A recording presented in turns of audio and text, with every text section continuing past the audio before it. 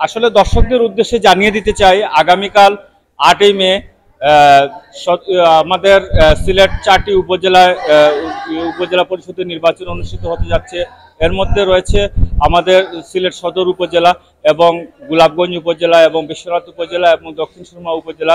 তো এই ইতিমধ্যে আপনারা জানেন যে আমাদের সিলেট থেকে সিলেট সদর উপজেলা থেকে যে নির্বাচনের সরঞ্জামাদি এখান থেকে নিয়ে যাচ্ছেন আমাদের রিটার্নিং যে প্রিজাইডিং অফিসাররা।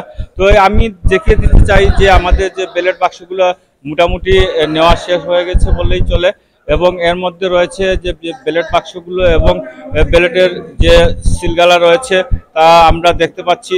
এই মুহূর্তে যে আমরা আরও দেখাতে চাচ্ছি যে যে বস্তা ভর্তি ব্যালট যে এখানে রয়েছে, সেই ব্যালটগুলো এখন নিয়ে যাওয়া হবে বিভিন্ন কেন্দ্রে।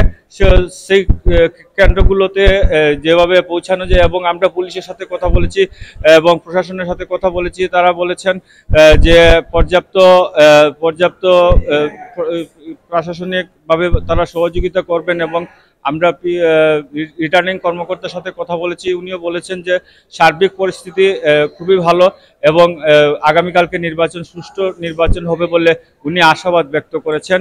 এবং এখানে আমাদের 7 প্লাটুন সিলেট সদর উপজেলায় 7 প্লাটুন বিজিবি টহল দিবে এবং তারা সবসময় এই নির্বাচনের কাজে নিয়োজিত থাকবেন। এই ছিল আমাদের সিলেট থেকে সর্বশেষ।